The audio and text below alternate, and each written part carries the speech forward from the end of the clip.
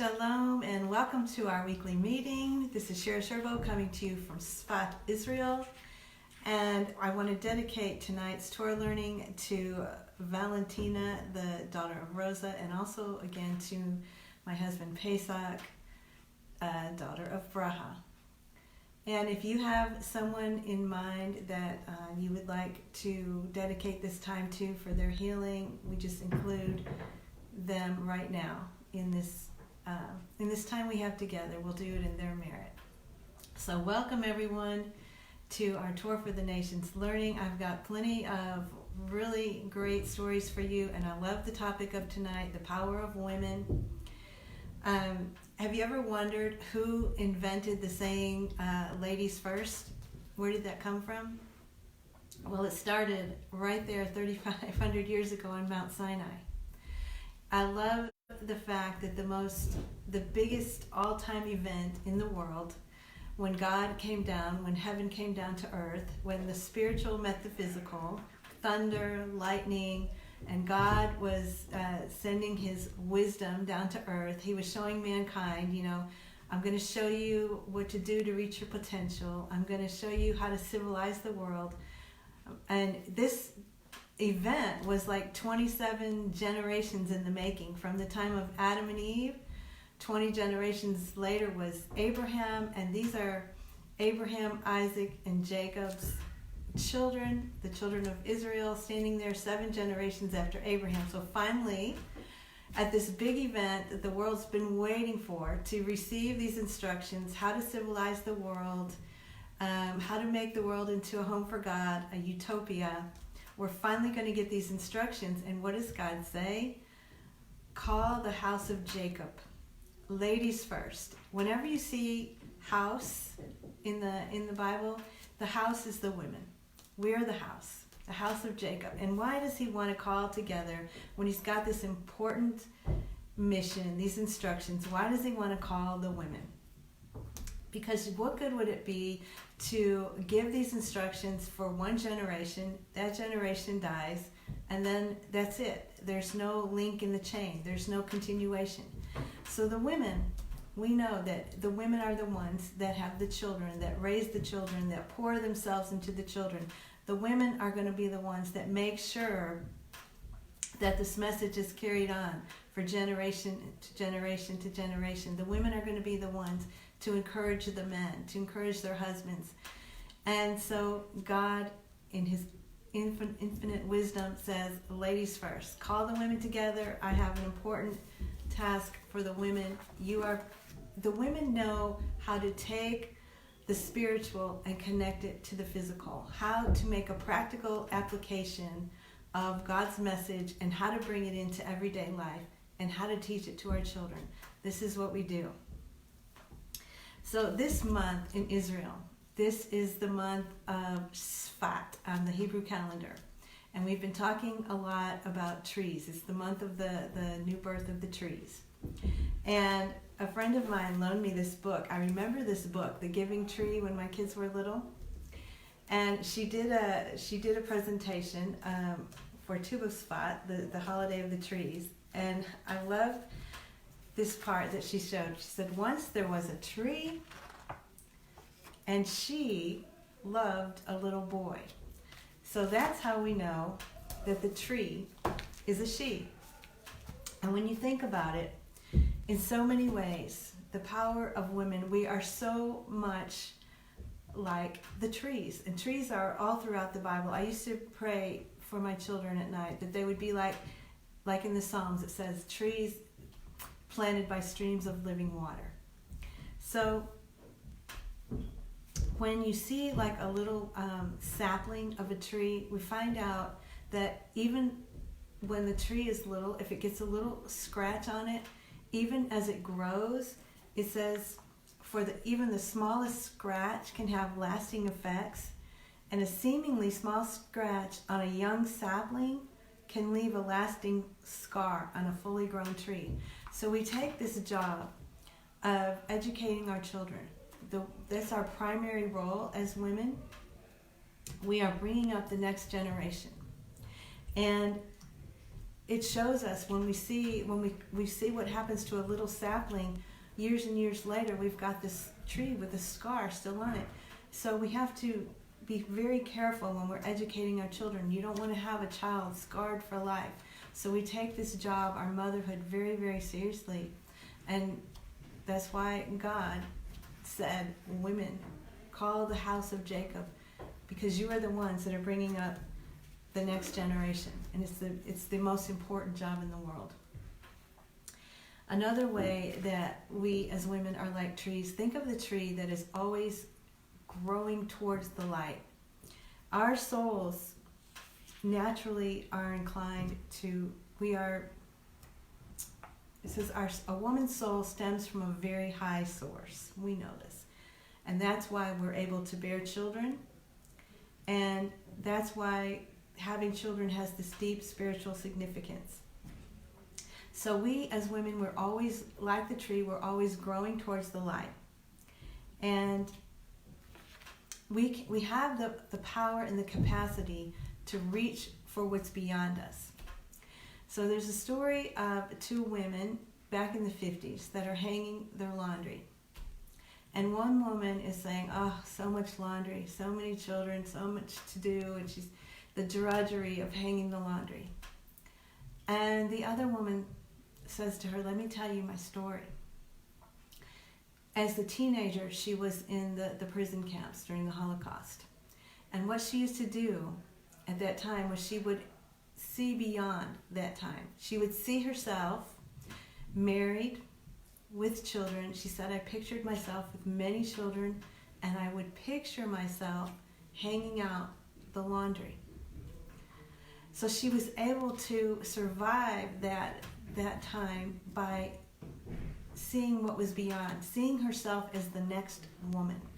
And that is a power that we have as women. We can move beyond a trying and hard circumstance, and we can see ourselves as the next woman.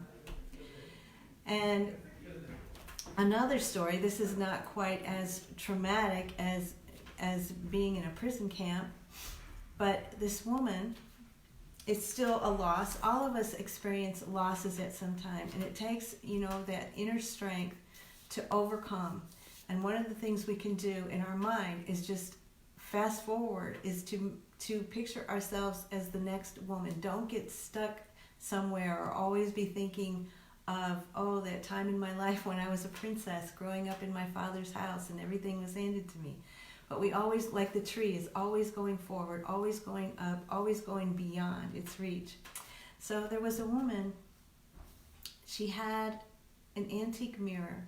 It was her favorite possession, handed down in her family for years. And one day, someone was there helping her clean, and she broke the mirror. And this woman was so upset it made her cry. And she knew she had to pull herself together. And what she did was she pictured herself down the road a year later, 5 years later. She thought, enough time's going to go by and this is going to be forgotten. The pain that I feel now it's just going to be a distant memory. So she said, why don't I just get there today? Why don't I act today like it's already years later and I've already forgotten this mirror? And so that's what the power of women, that's what we have the power to do. And so, it's so funny because I was reading this morning, and you know how you read things like all the time and then you read it again and you're like, has that always been there? But since we've had like trees, talking about trees all month, I saw this today, it kind of jumped out.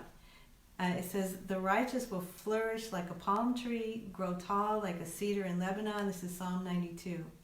Planted in the house of the Lord, they shall blossom in the courtyards of our God. And here's my favorite part.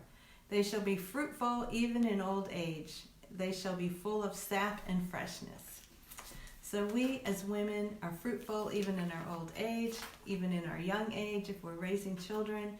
We have so much power, and God said, call the women, ladies first, when he had this important mission. But there was one woman, I want to tell you a great story that I read just today. She was the Rebbetzin married to Menachem Mendel Schneerson. This story took place in the 80s, and they didn't have any children. But she was also an example to us, because another thing that a tree does, it provides shelter, it provides comfort, like a refuge for others. It says we as women can be a source of comfort to others in need. So let me tell you what she did. This story was told by her assistant, her driver, just a woman that was with her during the day. Every day she wanted to go out to get a breath of fresh air, and every day her driver would drive her to the park. And this one day, when they were driving, there was road work being done, and so they had to take a detour. So they detour around, and there's a woman outside, and she's crying and screaming, and they drive past her, and there's a big truck out there, and they're taking furniture from her house and putting it into the truck. And so the Rebbetzin says to her driver, that woman, she was screaming and crying, let's go back. So they go back, and there's a big marshal's truck there. It says a truck belonging to the county marshal. And so the Rebbetzin requested that her driver go find out the details of what was going on. So what was happening was that the woman was way, way, way behind on her rent, and she was being evicted from her apartment. So the Rebbetzin said, go ask him if they'll take a personal check, and how much does she owe? So the marshal said, yes, as long as I will take a personal check, and as long as I can call the bank and verify that the money's in the bank. And the family owed approximately, now this is 40 years ago, in the 80s, the family owed approximately $6,700. And this driver just saw the Rebbetzin take out her checkbook and write a check in full. And she says, the marshal made a phone call to the bank and then instructed his workers to take everything back into the house. And as soon as they began, the Rebbetzin immediately urged me to quickly drive away before the woman realized what had transpired. I just out of curiosity, I looked to see, like today, that would be like writing a $20,000 check. And so this driver, when they got to the park, she asked the Rebbetzin, what made you write a check for a complete stranger? And she said that when she was a little girl, her parents taught her that there's no coincidences, that everything happens for a reason. And so when she saw that every day they go to the park the same way, and that this day there's a detour and they're going around, and then it just so happens that this woman is crying and this is happening, and that she sees this, she knew that this wasn't a coincidence. And so, okay, so this woman, she has the ability to write a check for this woman. So whether we are pouring ourselves into children, whether, maybe we don't have children, but we have money. But whatever way, she provided refuge, she provided comfort for this woman. So we all have our roles, we all have things that we can do. And it's like at Mount Sinai, yes, it was bringing heaven down to earth. It was connecting the physical and the spiritual, but her writing that check was a very spiritual act, because she was just very in tune. Like as women, we're very sensitive and we're in tune. And this is something that we can teach our children, that there are no coincidences, that everything happens for a reason. There's so many stories that go on here in Spot. Last night we were having dinner, and there was a couple sitting across, and you know how you get together for dinner, and everyone wants to share their stories of how they're married almost 2 years. So they were telling us the story of how they got together. And the husband used to live here in Spot, but at the time that this story took place, he had moved. And so there was the woman, and a friend of hers said, you would make I think you're a good match for this guy that used to live here in Sfat, and now he's moved away. And she was looking in her phone, and because she was thinking, you know, let me see if I have this guy's number. And she didn't have his number, and she was thinking, who can I get his number from? And she's standing on the street in Sfat, and right as she's thinking about this guy and thinking about how he would be a good match for her friend and how she needs to call him or find somebody to give her his number, the guy who didn't live in Sfat anymore walked past her on the street, and she looked up and she said, "What?" And she said, "You're not going to believe this. I'm here looking at my phone trying to see who I can call because I want to talk to you because there's somebody I want you to meet." I mean, how does this happen? There's no coincidences. And long story short, they met, they had some dates, they're married, and they're about to. So we sat across from the table of them last night, hearing this story of there's no coincidences. And this is something, you know what? It's not just this big event on Mount Sinai where it's so obvious that God comes down. You know, there's this. They said it's the one time where there's this oneness.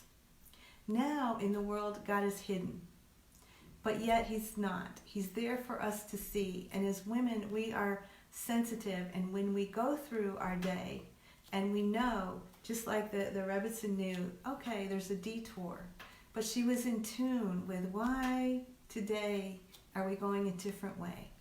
You know, it's like we can go through our day like that. We can teach our children to go through their day. God is everywhere. And I think it's so interesting that imagine, like, God is the author of this book, right? Imagine being an author of a book, but yet your characters get to choose what they're going to do. Because usually if you're the author of a book, you kind of write in, right? You write in what that character did and what that character said. You're in control of how the story goes. And so it's just an amazing thing to me to think that God's writing this story, but yet He's giving each of us, His characters, free choice to write the story how we want it to go. And so at Mount Sinai, there wasn't really a choice whether or not to see God, because He was there in front of the whole world. And it was a situation that it's not like any other time. You know, when we say that heaven and earth were one, and we say like this marriage took place on Mount Sinai, this oneness, think of how hard it is to have oneness just with two people. You know, like if you're talking to someone and you're saying, no, you don't hear me. You don't understand what I'm saying. You're saying something, but they hear something else. Or a policeman is saying, what happened here at this accident? And three people all have a different story. So oneness is really hard to come by, even with two people. And here at Mount Sinai, we're 3 million people, and this oneness, everybody saw and heard this same thing. Nobody got up from there and said, I saw this. No, that's not what I saw. I heard this. No. 3 million people. It was so all-encompassing with the thunder and the lightning, and when God came down, that's why we say it's a marriage. This oneness took place between heaven and earth. It was all-encompassing, so there was nothing lost in translation. So that doesn't happen. That was a one-time event where this oneness came on the world. Everything was apparent. But now God is hidden, and we have free choice whether to look for Him and see Him. He's everywhere, but we have to find Him. He's in that sign that says road work, detour. And she's like, what's going on? You see what I'm saying? And so we have all of these opportunities to see God. And one of the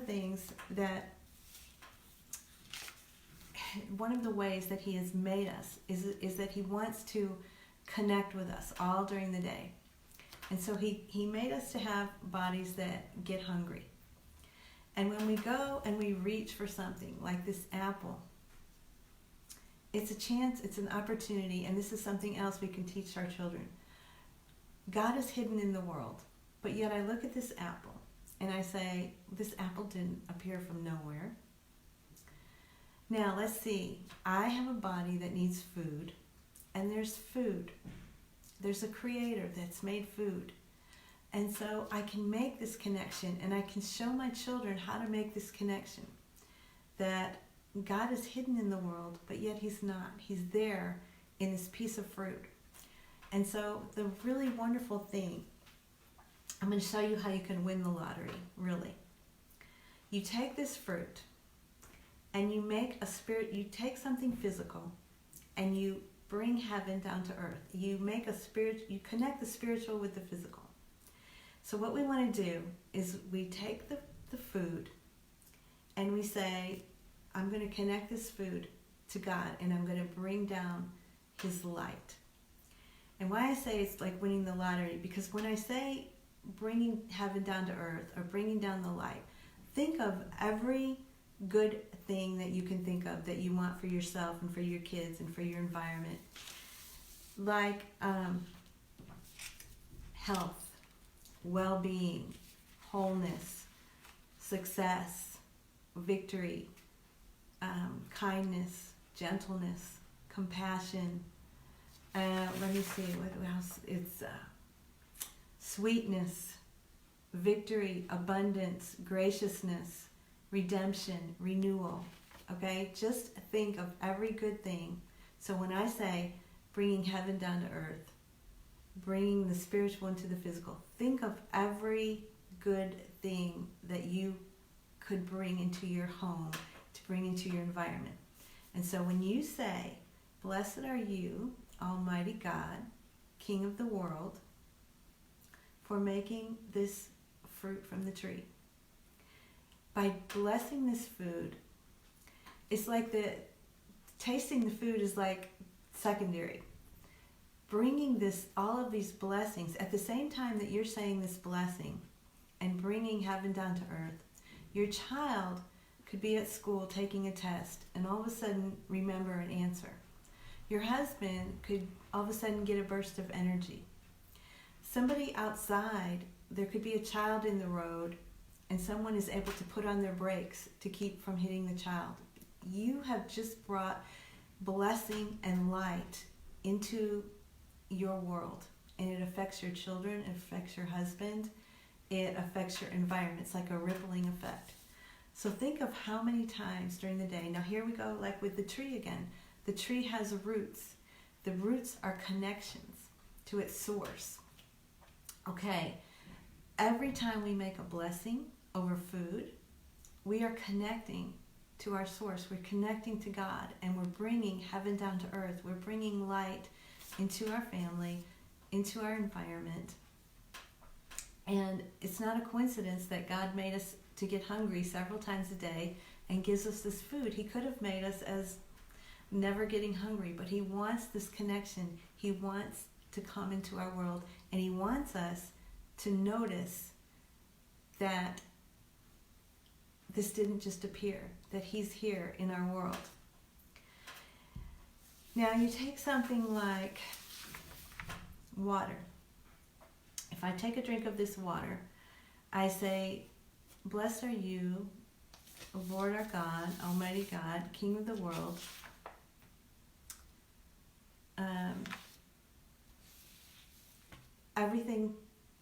Everything is made by your word. I always say it in Hebrew, so I have to remember. Everything is made by your word. Shachkol nihiyah b'vro. And I take a drink.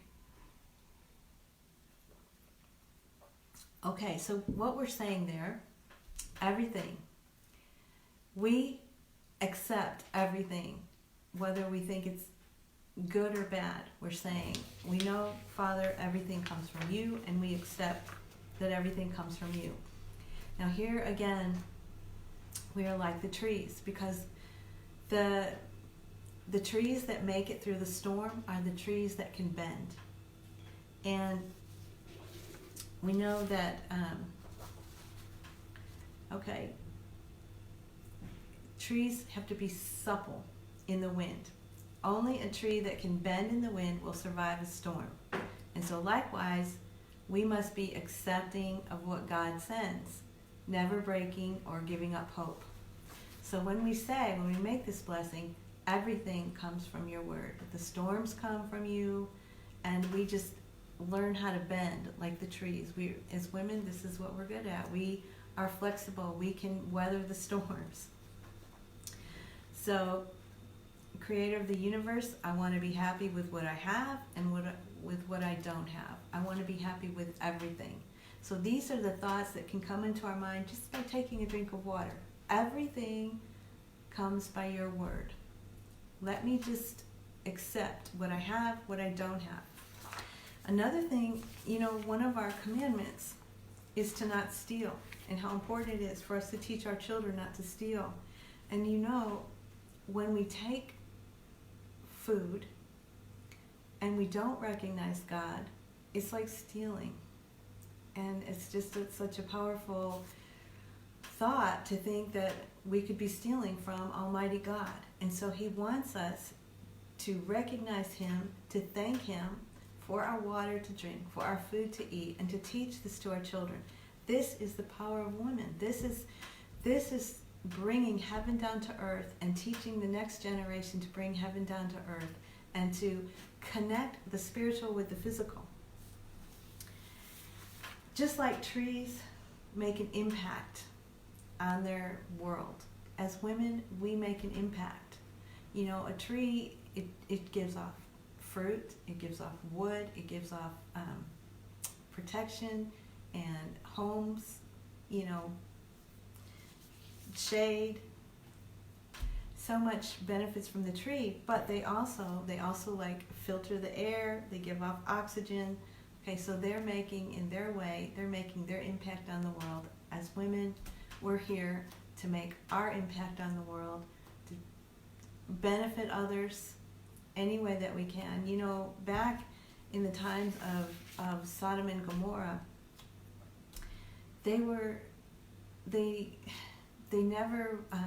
it a law that they couldn't show hospitality to anyone.